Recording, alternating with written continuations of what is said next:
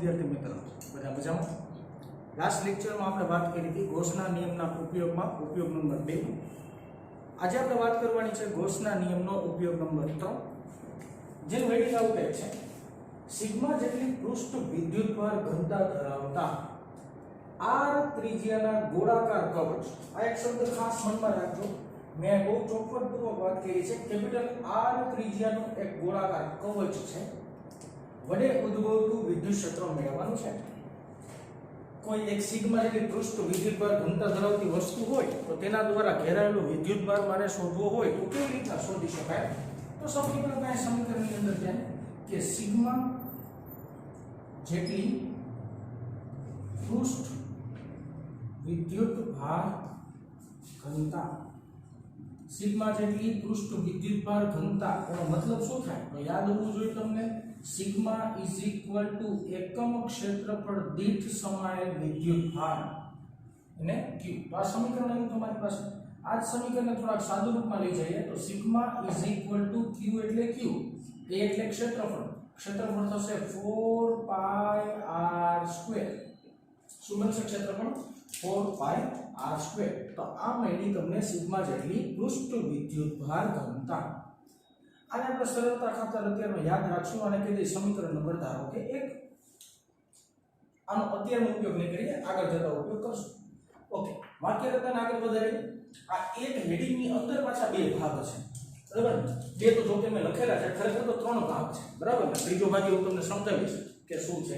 સૌથી પહેલો ભાગ કવચની અંદરના વિસ્તારમાં વિદ્યુત ક્ષેત્ર। આનો મતલબ શું છે સમજાવું કે મારી પાસે એક ગોળાકાર કવચ છે જે જેની ત્રિજ્યા કેપિટલ R છે। આ R જેટલી ગોળાકાર કવચની અંદરના વિસ્તારમાં, R જેટલી ગોળાકાર કવચની અંદરના વિસ્તારમાં વિદ્યુત ક્ષેત્રનું મૂલ્ય કેટલું થાય તે મારે શોધવાનું છે। તો પહેલી આકૃતિને આપણે ખાસ ધ્યાનથી જોશું। મેં એક કેપિટલ R ત્રિજ્યાની એક ગોળાકાર કવચ ધારી લીધેલી છે અને તે ગોળાકાર કવચ ઉપર સતત વિદ્યુતભારનું વિતરણ કરેલું છે। મેં સરળતા ખાતર ધન વિદ્યુતભારનું વિતરણ ધારેલું છે। તો એક r ત્રિજ્યાની ગોળાકાર કવચ અને એની ઉપર ધન વિદ્યુતભારનું સતત વિતરણ કરેલું છે। અંદર એક બીજો એક ગોળો ધાર્યો છે। જે ગોળો છે તેની ત્રિજ્યા આપણે કહી દઈએ સ્મોલ r। તો આ r ત્રિજ્યાના નાના ગોળામાં રહેલું બિંદુ p પાસે મારે શું શોધવું છે? વિદ્યુત ક્ષેત્ર શોધવું છે। તો વાક્ય રચના આપણી પરિપુષ્ટ થઈ કે કવચની અંદરના વિસ્તારમાં વિદ્યુત ક્ષેત્ર। આ કવચની કોઈ અંદરના વિસ્તારમાં બિંદુ p પાસે મારે શું શોધવાનું છે? વિદ્યુત ક્ષેત્ર શોધવાનું છે।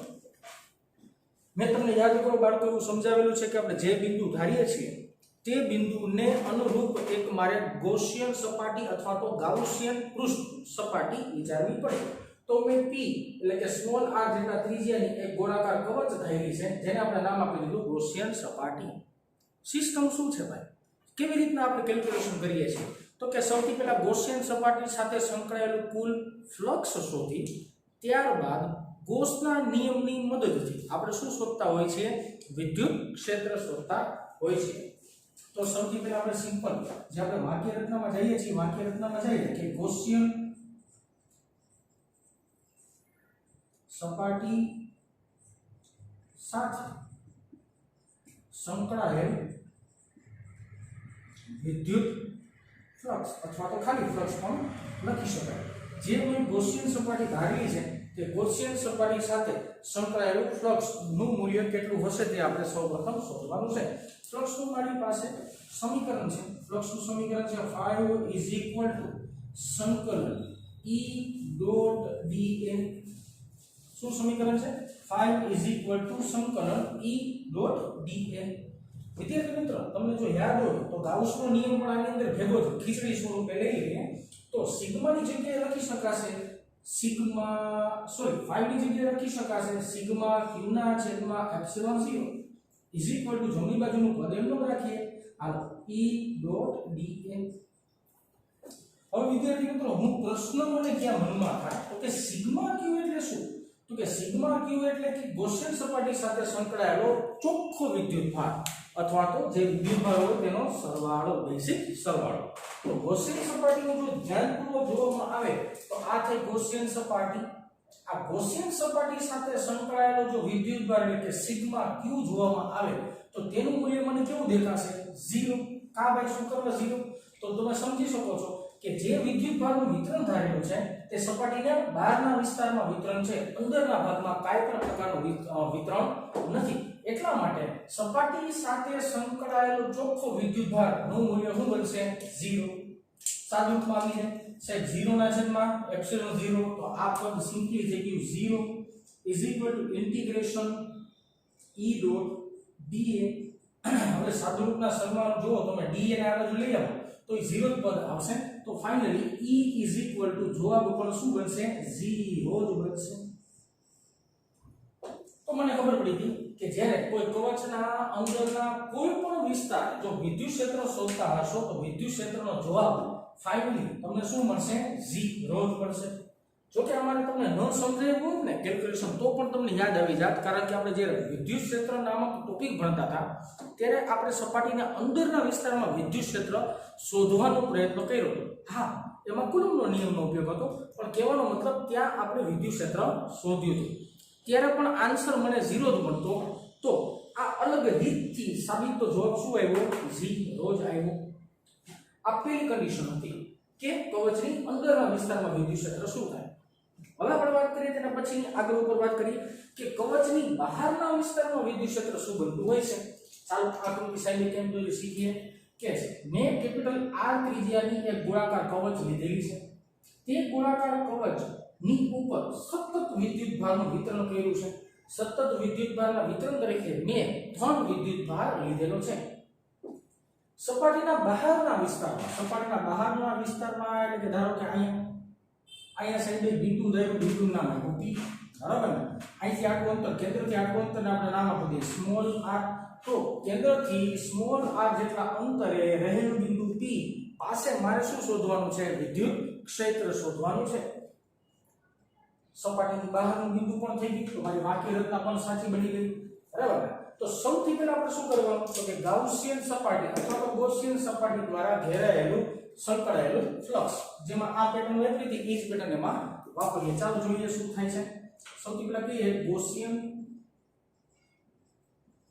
સપાટી સાથે સંકળાયેલું વિદ્યુત ફ્લક્સ અથવા ફ્લક્સ પણ બોલી શકાય ઓકે ગૌસિયન સપાટી સાથે સંકળાયેલું ફ્લક્સ મારી પાસે ઇક્વેશન છે મસ્ત મજાનું કે 5 is equal to integration of E dot dA સરસ હવે આપણે આગળ કેલ્ક્યુલેશન માં જશે તમને ખબર પડશે E dot dA કાઢશો એટલે ફાઇનલી તમારી પાસે આન્સર સ્વરૂપે શું આવશે E dA cos θ ચાલો એવું કરી નાખીએ 5 is equal to integration આ લખી નાખીએ E dA cos θ હાલો હવે આપણે શું માથાકૂટ કરવાની રહી તો કે સાહેબ માથાકૂટ નંબર 2 કે E dA cos θ તો θ એટલે કે E અને dA વચ્ચેનો ખૂણો હાલો સમજાવો અહીં ધ્યાન આપો મસ્ત મજાનું જો અહીં આપણે ધારો કે સૂક્ષ્મ એવો ખંડ વિચારીએ નાનકડો સૂક્ષ્મ એવો ખંડ P બિંદુ વિચાર કરીએ બરાબર તો P બિંદુનું ક્ષેત્રફળ સદિશ કઈ દિશામાં P બિંદુનો ક્ષેત્રફળ સદિશ હંમેશા સપાટીને લંબ એટલે કે આ રીતના નીચેની દિશામાં હશે અને પ્લસ વિદ્યુતભાર છે તો પ્લસ વિદ્યુતભાર દ્વારા રચાતું વિદ્યુત ક્ષેત્ર પણ કઈ દિશામાં હોય ત્રિજ્યા વતી બહાર નીકળતી દિશામાં હોય એનો મતલબ એવો થયો જો ક્ષેત્રફળ સદિશ પણ બહાર નીકળતી દિશામાં સપાટીને લંબરૂપે અને વિદ્યુત ક્ષેત્ર પણ સપાટીને લંબરૂપે બહાર નીકળતી દિશામાં થયું તો આ બંનેની વચ્ચેનો ખૂણો શું થાય બંનેની વચ્ચેનો ખૂણો એટલે થીટા જેનું મૂલ્ય શું આવે 0 આવે વાહ સરસ 0 આવશે તો આપણે કહી શકાય કે cos 0 ની વેલ્યુએશન થશે 1 તો આની જગ્યાએ મારે શું લખવાનું છે ડાયરેક્ટ 1 લખવાનું છે બીજી એક વાત ધારો કે તમે આખી સપાટી સાથે સંકળાયેલું ફ્લક્સ ન શોધી શકતા હોય તો એક સિમ્પલ લોજિક રાખવાનું થાય જે લોજિકની અંદર આપણે એવું સમજી શકાય કે સપાટી ઉપર તમારે નાનકડો એવો સૂક્ષ્મ ખંડ વિચારી લેવાનો અને એનો ક્ષેત્રફળ સદિશ જોઈ લેવાનો અને સપાટી દ્વારા નીકળતું વિદ્યુત ક્ષેત્ર જોઈ લેવાનું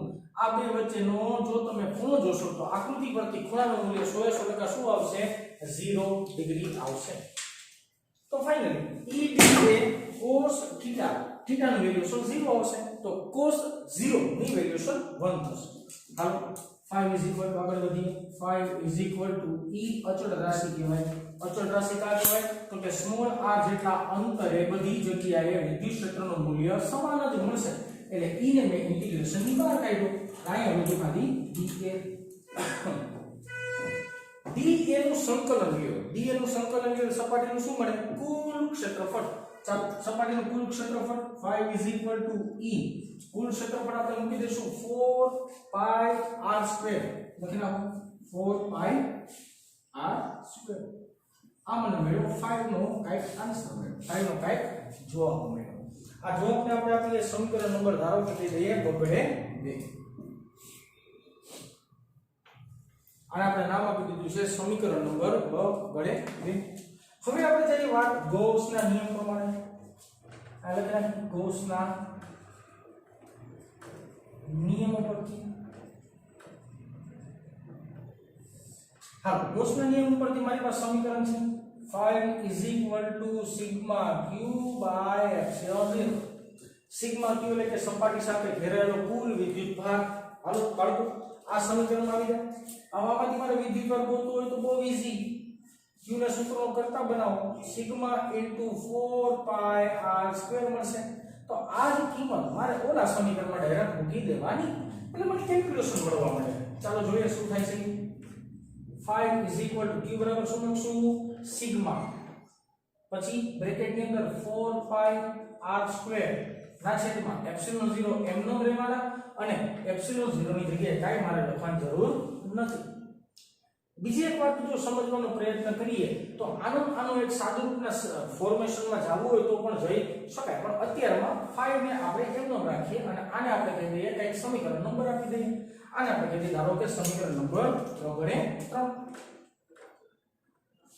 હવે તમે ધ્યાનપૂર્વક જોઈ શકો છો બોર્ડમાં કે સમીકરણ નંબર 2 અને સમીકરણ નંબર 3 આ બંને 5 બરાબર મળ્યા છે એટલે આ બંને સમીકરણને સરખાવી શકશું.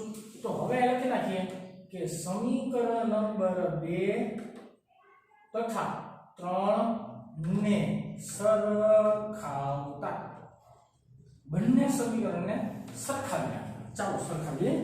બેની જમણી બાજુ સરખાવવાની છે. ચાલો લખીએ. આ લખું e બ્રેકેટ ની અંદર 4πr² sigma 4πr² by epsilon 0. બે બાજુ જોઈ શકાય છે 4π નો કાર્યક્રમ પૂરો.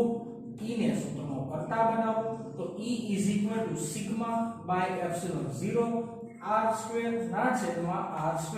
આવું કાંઈક તમને ઇક્વેશન મળ્યું. તો આ સમીકરણની મદદથી તમે સપાટીના બહારના બિંદુએ ઉદ્ભવ વિદ્યુત ક્ષેત્ર એટલે કે E મેળવી શકશો. તો આ મેળવો તમારો ફાઇનલ આન્સર. સપાટીની બહારના વિસ્તારમાં વિદ્યુત ક્ષેત્ર. આને એક સમીકરણ નંબર આપી દે. ધારો કે આને કહી દે સમીકરણ નંબર ધારો કે x કહી દઈએ. હાલો આવું કંઈક અલગ નામ આપી 1 2 3 4 ની જગ્યાએ x એવું કંઈક નામ આપ્યું. હજી મારે કંઈક આગળ સમજાવવું છે. આ જ સમીકરણનું કંઈક નવું સ્વરૂપ મારે રજૂ કરવું છે. તો કેવી રીતના કરી શકાશે જોઈએ. ચાલો હવે જો સિમ્પલ e એમ નો રાખીએ બરાબર. સિગ્માની કિંમત પાછી અહીંયા છે. જો તો સિગ્માની કિંમત પાછી મૂકીએ. રિપીટ પ્રોસીજર કરીએ. q by 4πr². રેડી. હવે જો છેદમાં એપ્સિલોન 0 એમ છે. એપ્સિલોન 0 એમ રાખીએ ઇન્ટુ r² ના છેદમાં r².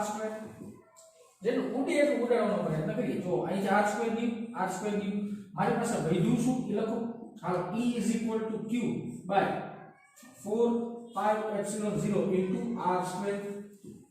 તો જો ધ્યાનપૂર્વક 1/4π0 એટલે શું? તો કે k કહેવાય. બરાબર ને? ડાયરેક્ટ રચના કે e k3 બાય r². આવું તમને કાંઈક ફાઇનલ ઇક્વેશન મળ્યું. આ જોઈને આશ્ચર્યચકિત થશો કે સાહેબ ઓલરેડી આ સમીકરણ તો આપણે ભણી ગયા છીએ. આ સમીકરણ તો જોયું છે. જો આના સાદુરૂપના સ્વરૂપે તમને આ ઇક્વેશન મળી જતું હોય, આના સાદુરૂપ સ્વરૂપે તમને જો આ ઇક્વેશન મળી જતું હોય તો એવું ખાસ કહી શકાય કે આ ગોળાકાર કવચનો સંપૂર્ણ વિદ્યુતભાર તેના કેન્દ્રમાં કેન્દ્રિત થયેલો હોય છે. સાહેબ કેમ આવું બોલી શકાય સમજાવું જો. E kq/r². આ ઇક્વેશન આપણને ક્યારે મળ્યું હતું? જ્યારે આપણે બિંદુવત વિદ્યુતભાર ધારેલો હતો ત્યારે. અહીંયા તો વિદ્યુતભારનું વિતરણ છે. તોય તમને આ જ સમીકરણ મળ્યું તો આપણે એમ કહી શકાય કે કોઈ પણ બંધ સપાટી હોય તેનો સંપૂર્ણ વિદ્યુત ભાર તેના કેન્દ્રમાં કેન્દ્રિત થયેલો હશે, એટલા માટે ખાસ કરીને આ સમીકરણ મળતું હશે. હજી મારે આગળ વાત કરવી હોય તો આગળ વાત કરી શકાય અને એવું કહી શકાય કે ભાઈ સપાટી પરના બિંદુએ શું થાય. નાનકડો પોઈન્ટ છે, હું એક સમાવવાનો પ્રયત્ન કરું છું બહુ સિમ્પલ ભાષામાં. ત્રીજો એક મુદ્દો, આ જો આ એક મુદ્દો થયો, બીજો મુદ્દો થયો અને આ ત્રીજો મુદ્દો લખી નાખીએ. સપાટી પરના બિંદુ એ વિદ્યુત ક્ષેત્ર. જ્યારે સપાટી પરનું બિંદુ લેવામાં આવે તો વિદ્યુત ક્ષેત્ર શું મળતું હશે? સપાટી પરનું બિંદુ લેવાતા હોય તો r શું લેવું પડે ભાઈ? કેપિટલ R લેવું પડે. સ્મોલ r કેપિટલ R કરી નાખવું પડે. સમીકરણ નંબર 3 તમને જે મળ્યું ને એની ઉપરથી તમે x નામનું સમીકરણ થાય તો x ના સમીકરણની અંદર સ્મોલ r ની જગ્યાએ કેપિટલ R મૂકી દેવાય. અહીં લખી નાખું છું સમીકરણ નંબર x પરથી. મને મજા આવી મેં x કીધું, તમને મજા આવી કઈ હવે હાલો કિંમત મૂકીએ. E સિગ્મા બાય એપ્સિલોન 0 નો આવો સિગ્મા બાય એપ્સિલોન 0 m નો r સ્ક્વેર m નો છેદમાં પાછો r સ્ક્વેર કરી નાખી છે સ્મોલ r સ્ક્વેર, પણ સપાટી પરનું બિંદુ હોય તો r બરાબર r થાય. r square cancel out. તો જવાબ શું આવ્યો?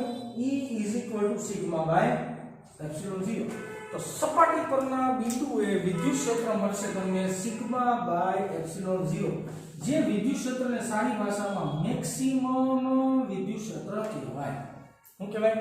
મેક્સિમમ વિદ્યુત ક્ષેત્ર. એનો મતલબ એવો થયો કે સપાટી પરના બિંદુએ મળતું વિદ્યુત ક્ષેત્ર નું મૂલ્ય તમને કેવું મળતું હશે? મેક્સિમમ મળતું હશે. તો આ વાતથી ઉપયોગ નંબર 3 ની અને એની અંદરની 3 બાબતોની. હજી મારે આ ઉપયોગો પરથી એક નાનકડો ગ્રાફ તમને સમજાવવો પડે, તે ગ્રાફ હવે જોઈએ.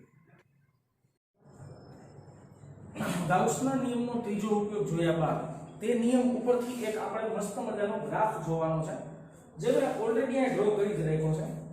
હેડિંગ આવું છે E અને R નો આલેખ. એટલે અંતર સાથે વિદ્યુત ક્ષેત્રના મૂલ્યમાં શું ચેન્જીસ આવે છે તેના વિશેની વાત કરવાની છે. તમે જોઈ શકો છો અમુક ઇક્વેશન તમને દેખાડું કે જો તમે સપાટીના અંદરના વિસ્તારમાં વિદ્યુત ક્ષેત્રની ચર્ચા કરતા હોય તો ત્યાં તેનું મૂલ્ય 0 આવે છે. જો તમે સપાટીથી બહારના વિસ્તારમાં વિદ્યુત ક્ષેત્રની ચર્ચા કરતા હોય તો E નું મૂલ્ય 1/r² ના સમપ્રમાણમાં આવે છે. અને જો તમે સપાટી પરના બિંદુની ચર્ચા કરતા હોય તો E સિગ્મા બાય એપ્સિલોન 0 આવે છે. આ 3 ઇક્વેશનની મદદથી આપણે એક મસ્ત મજાનો ગ્રાફ જોવાનો છે. જો આ છે ધારો કે ગોળાનું કેન્દ્ર, કેન્દ્રથી સપાટી સુધી જઈએ, અહીંયા જોજો કેન્દ્રથી સપાટી સુધી જવાનો પ્રયત્ન કરીએ તો અંદરના બિંદુએ વિદ્યુત ક્ષેત્રનું મૂલ્ય 0, એટલે રેડ માર્કરથી મેં તમને દર્શાવ્યું છે કે અહીંયા મૂલ્ય 0 જ આવશે. વિદ્યુત ક્ષેત્રનો ગ્રાફ ઊંચો ચડશે જ નહીં. જ્યારે તમે સપાટી પરના બિંદુએ આવશો, સપાટી પરના બિંદુએ આવો તો વિદ્યુત ક્ષેત્રનું મૂલ્ય વધી જાય એટલે કે આ જગ્યાએ E મેક્સિમમ મળશે અને ત્યાં આન્સર આવતો હશે સિગ્મા બાય એપ્સિલોન 0. અને જો સપાટીથી ઉપરના વિસ્તારમાં જશો એટલે કે બહારના વિસ્તારમાં જશો તો E નું મૂલ્ય આવો કંઈક ગ્રાફ મળતો હશે, રેડ માર્કરથી દોરેલો છે એવો, અને E નું મૂલ્ય 1/r² ના સમચલનમાં આવશે. તો ગ્રાફ ખાસ યાદ રાખવાનો, આ E વિરુદ્ધ R નો ગ્રાફ છે જે ગાઉસના ત્રીજા નિયમ ઉપરથી બનાવી શકાય.